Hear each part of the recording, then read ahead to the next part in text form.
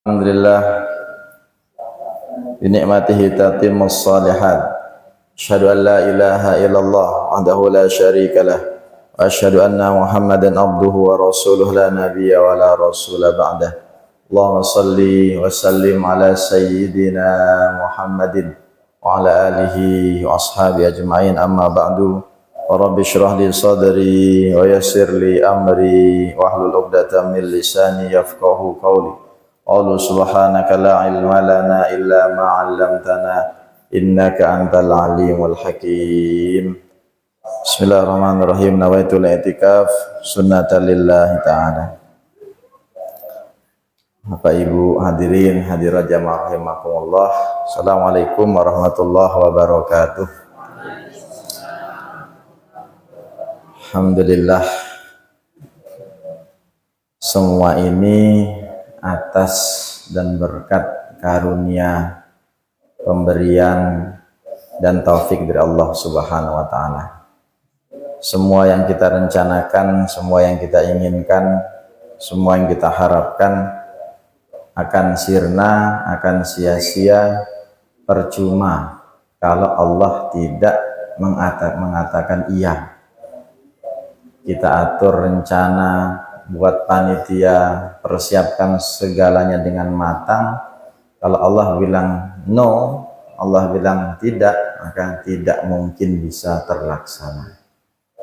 Alhamdulillah, seri kajian Islam Muslim Madani ke-254 ini bisa sama-sama kita hadiri, dan kita berharap tentu kebersamaan kita, waktu kita, dan kesempatan ini adalah bagian daripada pundi-pundi amal kebaikan kita yang kelak bisa kita bawa ke hadapan Allah Subhanahu wa taala. Allahumma amin. Ya Nabi salam alaika, ya Rasul salam alaika, ya Habib salam alaika. Ya, pengajian itu memang afdolnya diawali dengan bacaan ayat suci Al-Qur'an. Dan Al-Fatihah itu adalah juga bagian daripada kalamullah, firman Allah. Sehingga kalau qari'ahnya tidak datang, maka kita mulai dengan Al-Fatihah saja. Itu yang minimal, paling simpel, paling cepat, dan semuanya bisa. Alhamdulillah,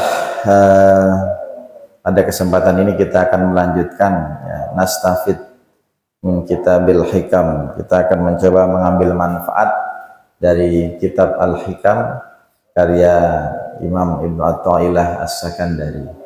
Masih di penjelasan bab ke-36 terkait bagaimana perilaku zahir kita yang nampak dari wajah kita, dari badan kita, itu sedikit banyak adalah cerminan hati kita.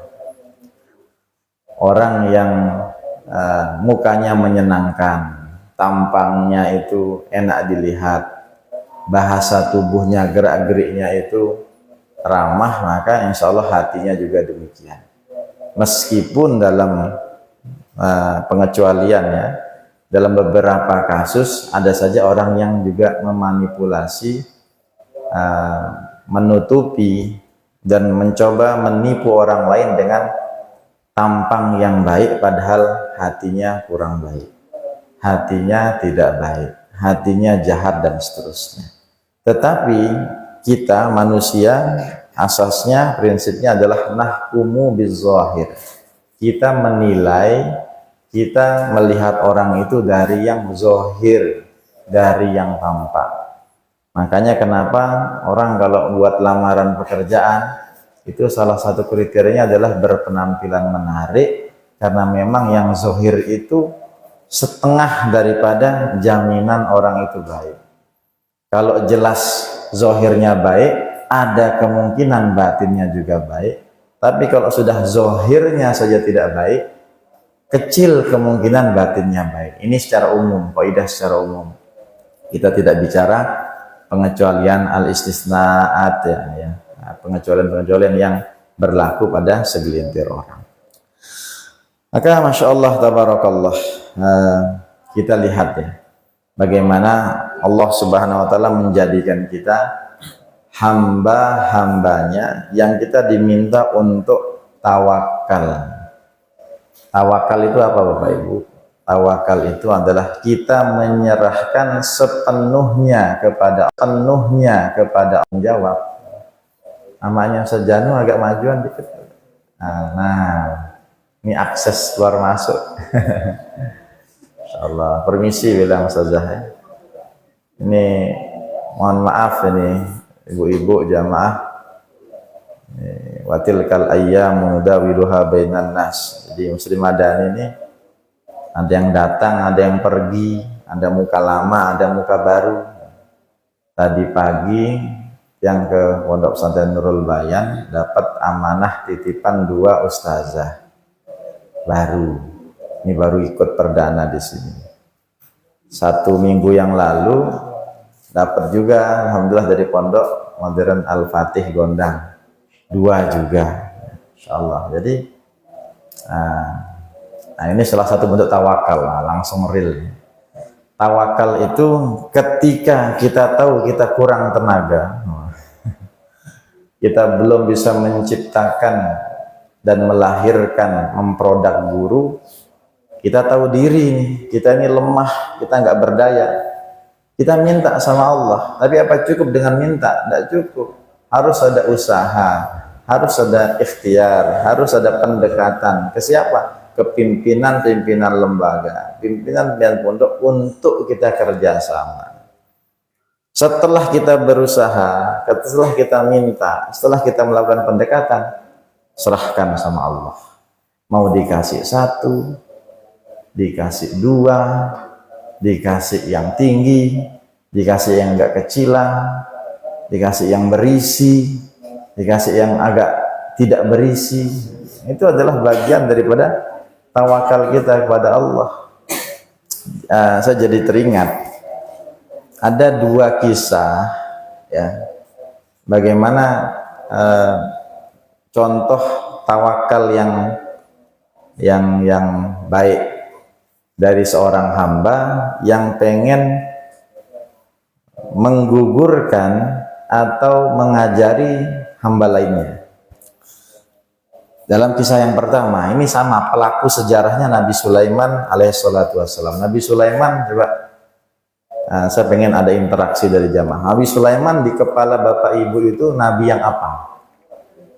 Nabi yang ganteng, paling aman ganteng karena laki gitu ya. Kaya ya. Ya ganteng, semua nabi insya Allah ganteng. Tapi yang teknya gitu, kaya ya. Apalagi? Bisa berbicara, paham bahasa binatang, betul ya. Semut itu hewan juga saja, udah cukup hewan ya. Dia bisa mengendalikan angin, dia menguasai, punya tentara kalangan bangsa jin. Itu hebatnya Nabi Sulaiman. Bahkan Nabi Sulaiman adalah satu-satunya nabi dan makhluk Allah yang diberikan karunia dan tidak ada yang lebih besar daripada Nabi Sulaiman. Tidak ada. Dari sisi karunia materi.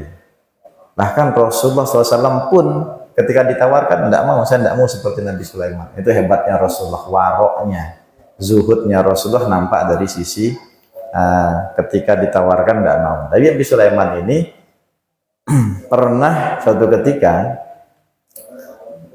karena dia merasa sudah diberikan karunia banyak oleh Allah, dia pengen menguji makhluk Allah yang lain. Padahal statusnya sama-sama. Nabi Sulaiman ya makhluknya Allah, ya makhluk Allah lainnya ini adalah sama makhluk Allah, yaitu semut. Benar Ustazah Hoya tadi. Semut itu satu di antara makhluk Allah dari kalangan binatang gitu. Nggak usah tanya spesies apa, karena semut itu banyak sekali ragam jenisnya. Udah, dia ngomong sama semut nih, "Hai semut, kamu setahun itu kira-kira berapa sih jatahmu?" "Wahai Raja Sulaiman, saya setahun itu 1 butir gandum cukup." 1 butir gandum. Nah, nanti setelah ini yang punya HP cari 1 butir gandum itu besarnya seperti apa. Jadi tidak besar, kecil saja. Satu butir gandum untuk semut, satu ekor semut yang temannya ngobrol Nabi Sulaiman itu cukup 1 tahun. Baik, kalau gitu 1 tahunmu ini saya yang jamin rezekinya.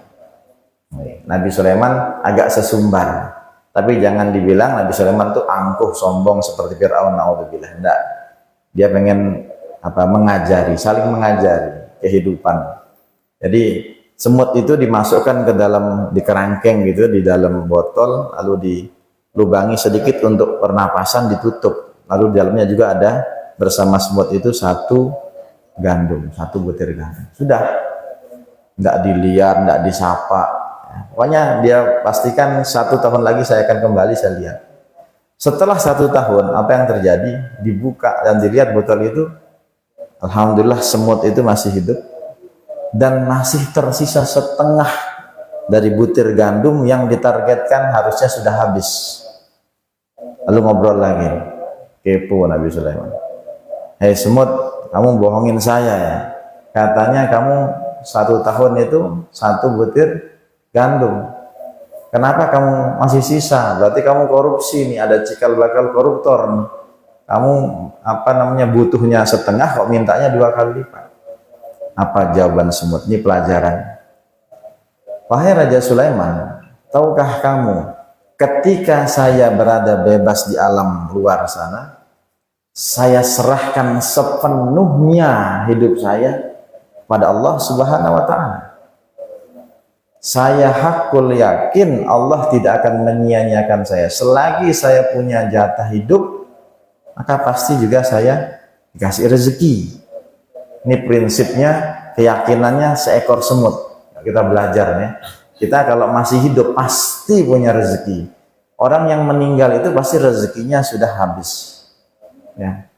Kita sering umpamakan ada orang yang sudah di ICU 40 hari kah, 2 bulan kah, enggak mati-mati. Ya. Justru dokternya yang kadang duluan mati. Tapi begitu sudah masuk hari ke atau 50 begitu, setelah diminumkan 1 teguk air atau 1 sendok air, setelah itu dia meninggal. Berarti apa? Berarti dia tinggal menunggu 1 sendok air terakhir masuk ke badannya, yaitu adalah rezeki terakhirnya. Ketika qatamar rizq, ya, ketika sudah cukup baginya rezekinya, maka meninggallah dia. Maka dia bilang semua itu, ketika saya di luar, saya menggantungkan 100% kepada Allah. Tapi ketika Allah mengizinkanmu, jadi Nabi Sulaiman sudah minta izin sama Allah, pengen ngopeni, ya, pengen hidupi semut selama 1 tahun 1 ekor. Itu tahu nggak? Saya itu mikir, jangan-jangan kamu lupa sama saya nanti. Jangan-jangan kamu tinggalkan saya. Makanya saya makannya sedikit-sedikit.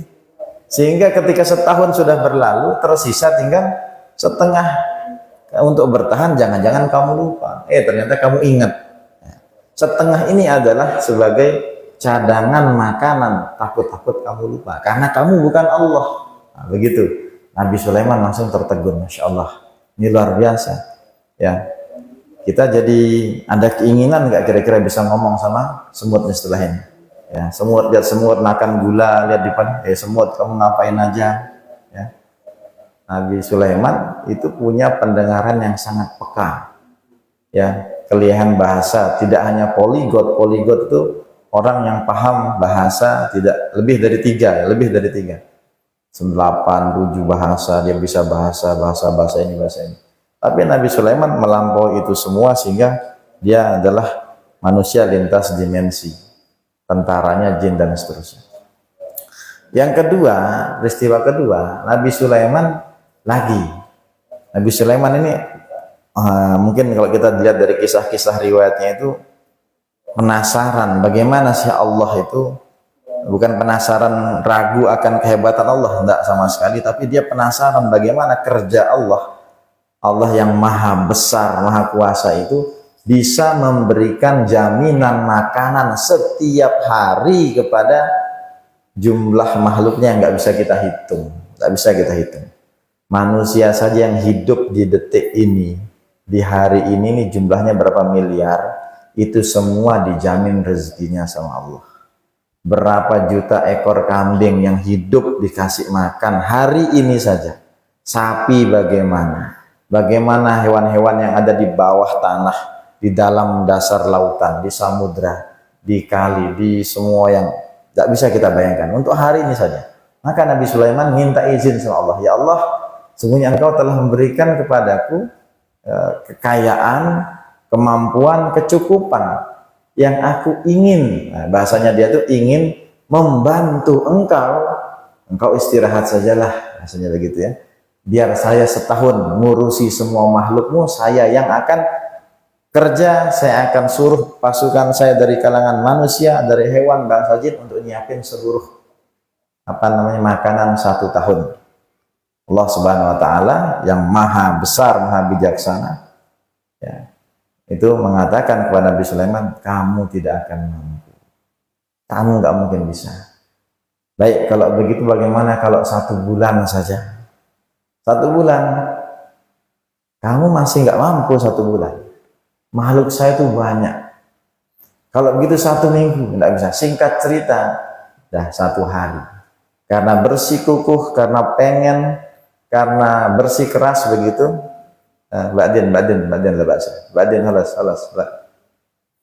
saja, halas ba'din begitu ba'din. Nanti tamur lahuna wa lahuna halas ba'din. Ya. Jadi 1 hari saja, 1 hari. Akhirnya karena terus minta,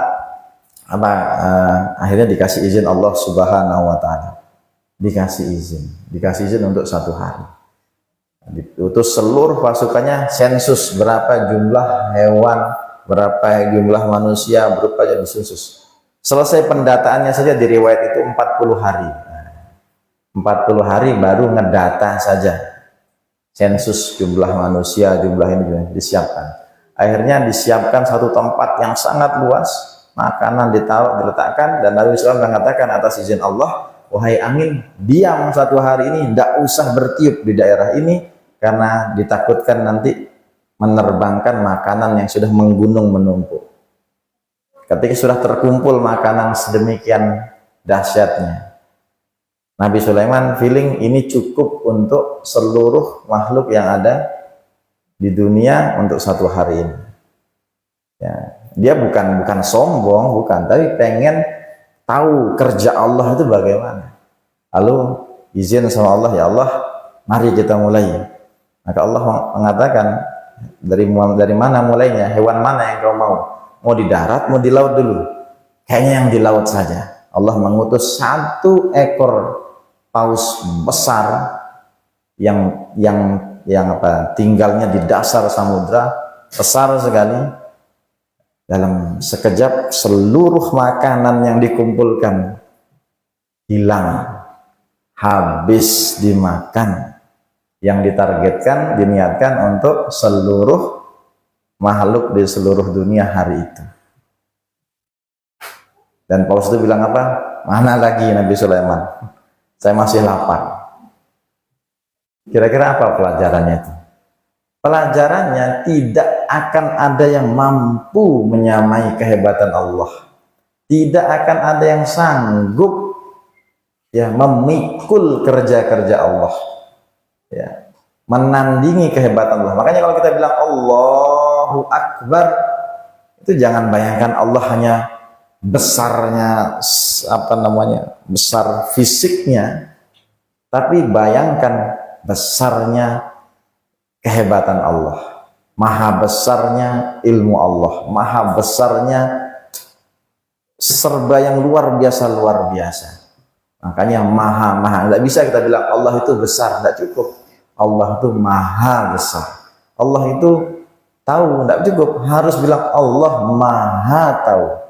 Ada orang yang kita anggap pinter, ada orang yang kita anggap paham tahu, Allah lebih daripada itu. Maka dalam Al-Quran dikatakan wa fawqa dzi ilmin alim. Di atas orang berilmu itu ada yang maha berilmu. Itu tulisan wa fawqa dzi ilmin alim ini ada di gerbang IUI, International Islamic University Islamabad di Pakistan.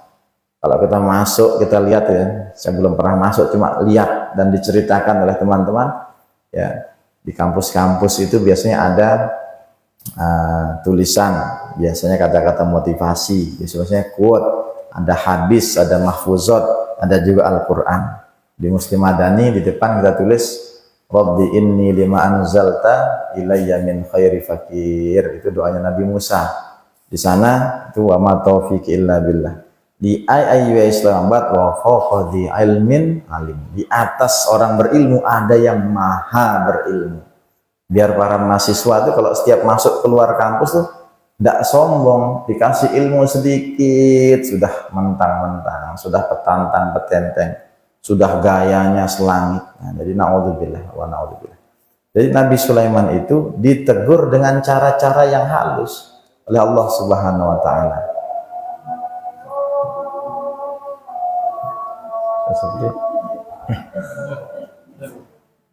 Insyaallah, insyaallah. Kita tambah 5 menit ya insyaallah setelah azan. Ayo set.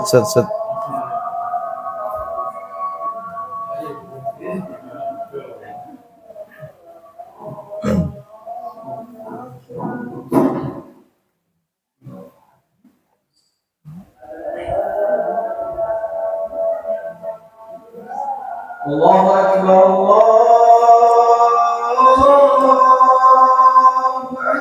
Allahu Akbar, Allahu Akbar, Allahu Akbar.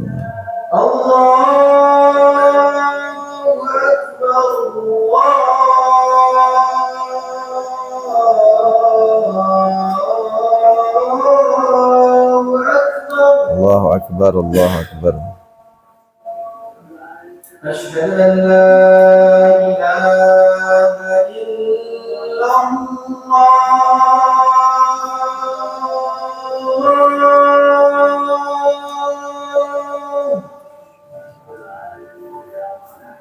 Asyhadu an la ilaha illallah.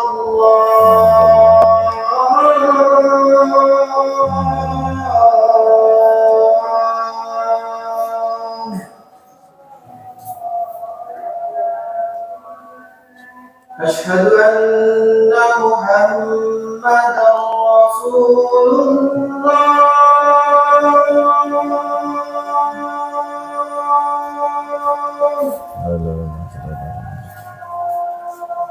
Asyhadu anna Muhammadar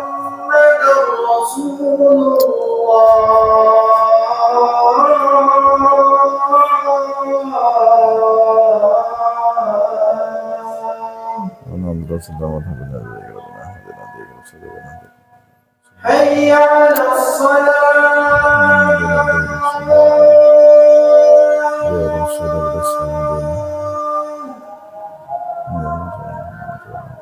Hayya 'alas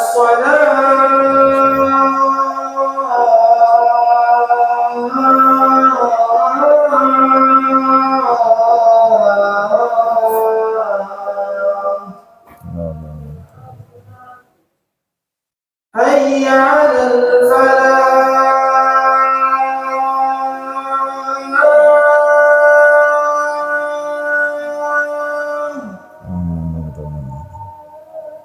Hayya 'alal falah.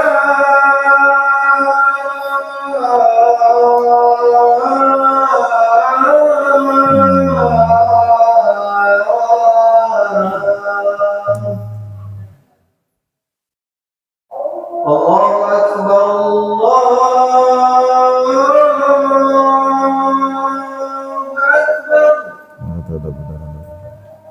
La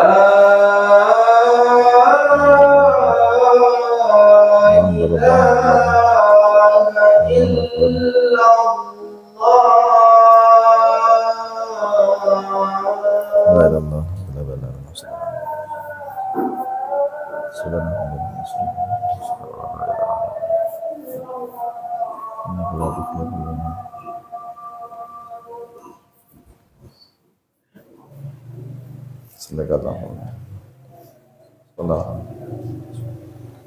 Alhamdulillah.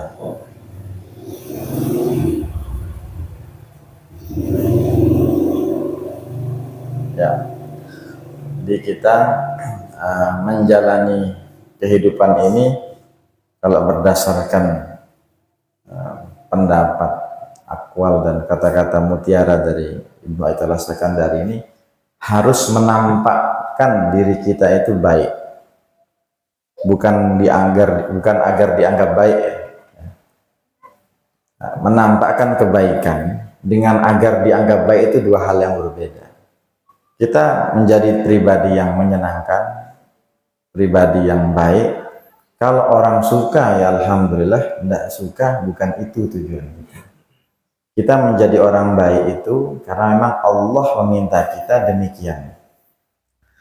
Makanya kalau orang itu punya nikmat lalu dia tampakkan, berarti itu adalah bagian dari cara dia bersyukur kepada Allah Subhanahu wa taala. Dia punya baju bagus dia pakai, dia niatkan sebagai bentuk tahadus bi nikmah, itu bisa saja menjadi sebuah kesyukuran. Dia punya kendaraan, yang kendaraan itu digunakan untuk datang pengajian, untuk silaturahim, untuk ngajar, untuk kerja. Itu adalah bagian daripada menampakkan. Agar orang tahu loh, orang taat itu juga bisa dapat nikmat loh. Agar dia tahu bahwasanya orang yang baik itu juga dapat karunia dari Allah Subhanahu wa taala. Karena selama ini orang pasti anggapannya begini, kenapa ini kok yang rajin ibadah gini hidupnya biasa-biasa saja. Yang kurang rajin begini kok dia dikasih sama Allah. Itu kan logika kita. Sedangkan keadilan Allah Subhanahu wa taala tidak sama dengan maunya manusia. Kalau seandainya orang yang taat itu pasti nikmatnya berlimpah, maka para nabi itu tidak ada yang diuji berat. Sedangkan faktanya nabi-nabi Allah itu ujiannya berat-berat. Nabi Ayub ngeri kita bicarakan kalau tentang ujiannya. Nabi Nuh bagaimana anaknya tidak taat, istrinya tidak taat. Ya, jadi Nabi Nuh itu berdakwah Bapak Ibu 950 tahun. Pengikutnya kurang lebih 80 orang saja. 950 tahun pengikutnya 80. Setahun berdakwah belum tentu dapat satu orang. Makanya yang main sosial media udah beli kuota, habis beli kuota lagi, pasang wifi, followernya nggak nambah-nambah, pengikutnya nggak nambah-nambah. Ingat Nabi Nuh nggak menyerah. Nabi Nuh bukan nyari banyak-banyakan pengikut, banyak-banyakan follower, dia melakukan apa yang memang Allah Subhanahu wa taala perintahkan. Sama kita kalau kita kerja di tempat kita misalnya. Kita kerja, suatu ketika kita terfitnah, tertuduh, disangka mencuri misalnya.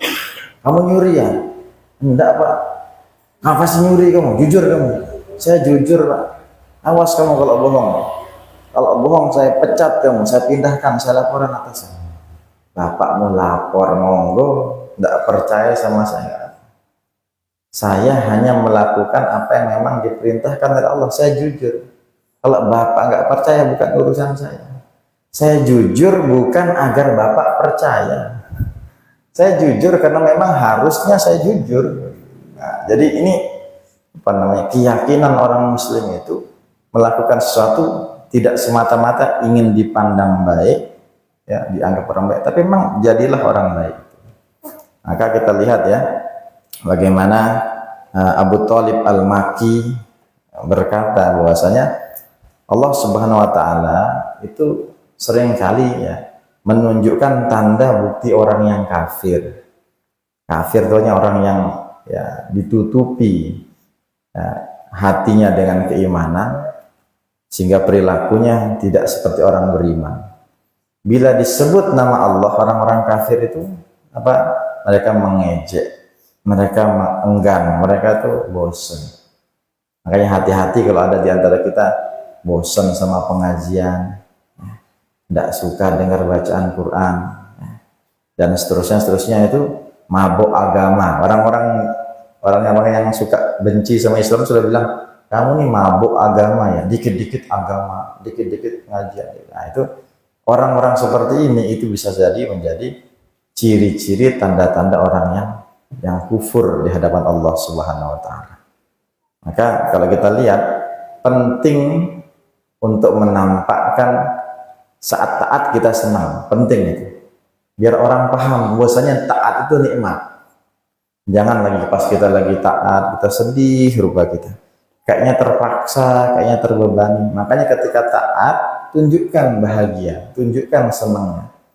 Tunjukkan. Sesekali perlu disyiarkan, perlu ditampakkan. Nah, ini adalah syiar. Syiar itu kalau dalam bahasa Arab itu satu akar kata dengan syu'ur. Sya'uro, syu'ur itu artinya perasaan. Syiar itu yang ditampakkan. Jadi segala sesuatu yang menjadi simbol-simbol keagamaan, kalau dilecehkan akan menyakiti perasaan. Nah, itu maksudnya. Bendera Indonesia itu syiar Indonesia. Kalau diinjak-injak, masuk ke syukur, perasaan kita sakit. Lagu kebangsaan kita diolok-olok, dibuat jadi mainan, satu Indonesia marah. Al-Quran itu adalah simbol keagamaan. Kalau dia diinjak-injak, dicoreng, akan menyakiti perasaan syukur tadi. Syiar, syukur. Azan, ya, azan itu syiar keagamaan. Kalau suatu saat misalnya di sebuah negara dilarang azan, itu akan menyakiti syukur tadi. Syiar, syukur. Ya, di Turki itu pernah ada pemimpin namanya Mustafa Kemal Atatürk, ya. Itu laknatullah alaih, itu mengharamkan azan berbahasa Arab diganti bahasa Turki. Nah, itu sudah matinya menggenaskan itu sampai sekarang ada makamnya itu. Nah, jadi kita lihat ya, orang kalau menampakkan lahiriahnya itu senang, bahagia, taat kepada Allah Subhanahu wa taala, maka insya Allah hatinya juga akan taat. Maka semakin hebat kita punya keinginan, harusnya kita semakin taat kepada Allah Subhanahu wa taala. Semakin kita butuh kepada Allah, karena itu tahu diri ya. Kalau kita keinginannya banyak ya, nah, maka harus taatnya juga harus hebat. Apa tulisan bajunya di Ustadz Faisal itu? Apa yang apa salah? Bukan apa salah? Bukan inimu yang ini, tapi itumu yang itu. Apa itu sana sibuk apa? Lupa saya. Apa salah quote-quote ini? Saya promosikan. Ustadz Faisal nih jualan baju-baju tulisan-tulisannya itu pesan-pesan. Tapi yang paling gampang diingat itu tulisannya jangan diganggu. Sudah menikah, uang dipegang istri. Atau itu yang paling, itu yang saya hafal. Kalau yang bagus-bagus tuh, aduh, karena harus perlu diingat lagi. Nanti kita lihat statusnya Ustadz Faisal apa. Yang itu yang saya hafal. Jadi Masya Allah ya. Kalimat terakhir, Bapak Ibu. Bentuk kasih sayang Allah kepada kita. Ya. Cara Allah kasih sayang, memberikan kasih sayangnya kepada kita itu tidak selalu dengan memberikan apa yang kita inginkan. Jadi bentuk kasih sayang Allah kepada kita tidak selalu memberikan begitu saja apa yang kita inginkan, tapi bisa jadi mengambil, mencabut atau menghalangi diri kita untuk mendapatkan yang kita inginkan. Jadi kalau kita punya keinginan dalam hidup nggak dapat, nah, coba lagi nggak dapat, bisa jadi itu cara Allah menyayangi kita. Jadi kalau masalah bicara kasih sayang Allah itu tidak melulu perkara dapat, tapi dihindari dari sesuatu yang bahkan kita inginkan pun itu kalau kita terima dengan hati yang bersih, pasti ada rahasia hikmah yang ada di balik itu. Nah, itu yang bisa kami sampaikan. Sebagaimana yang sudah kita informasikan, ini adalah edisi terakhir untuk part ini. Semoga semuanya sehat panjang umur, ya. Insya Allah kita jumpa di lain kesempatan. Pekan depan mungkin kita ganti dengan video pendek yang kita tetap masukkan sertakan sebagai edisi kajian Muslim Madani edisi selanjutnya. Berarti insya Allah 255 terus 256 dan seterusnya. Kita minta sama Allah betul-betul kita di majelis yang mulia ini kita bisa menyambung lagi silaturahim. Ya, kalau kita bilang kita minta sama Allah sehat panjang umur, nanti dikabulkan, itu berarti kita dapat taufik Allah. Ya, kita manusia hanya bisa berharap, kan? Ya, semoga tidak ada yang berubah dalam arti tidak berkurang. Semoga nikmat sehat kita tidak berkurang, bisa hadir lagi. Nanti selepas ini kami mengundang semuanya yang hadir setelah sholat isya yang tidak terburu-buru untuk bisa sama-sama ke Al-Mabda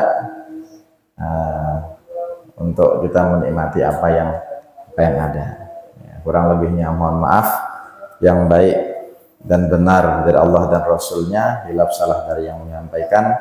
Senang rasanya bisa bersama dan membersamai jamaah sekalian sampai edisi 254. Semoga bukan yang terakhir, insya Allah di lain kesempatan kita bisa lanjutkan.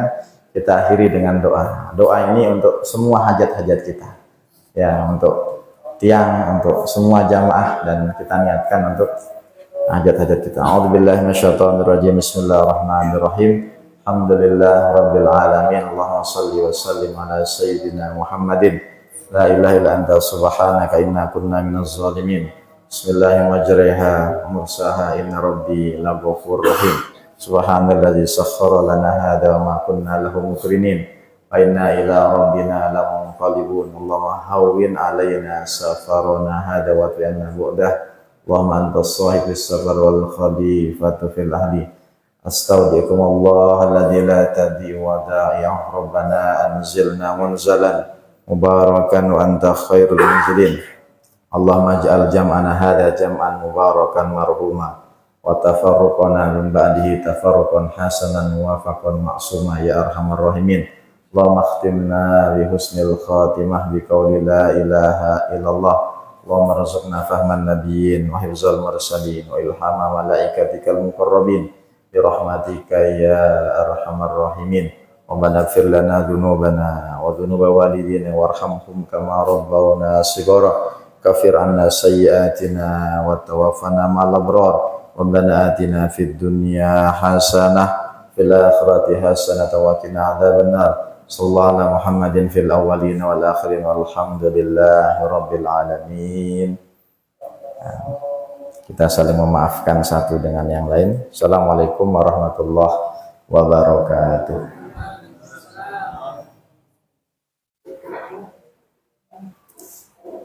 Acara selanjutnya sesi tanya jawab. Apakah ada yang ingin bertanya pada orang atau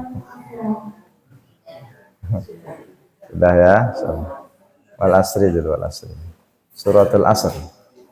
dan acara yang terakhir Ramadan. Marilah kita tutup acara kajian kita pada malam hari ini yang sama-sama melakukan Alhamdulillah rabbil alamin. Suratul Asr. Bismillahirrahmanirrahim. Al asri innal insana lafi khusr illa alladziina amanu wa 'amilus shalihati wa tawassaw bil haqqi wa tawassaw bis sabr. Subhanallah bihamdi subhanakallahumma bihamdika asyhadu an la ilaha illa anta astaghfiruka wa atubu ilaik. Salam. Salam. Assalamualaikum. Assalamualaikum warahmatullahi wabarakatuh. Waalaikumsalam warahmatullahi wabarakatuh.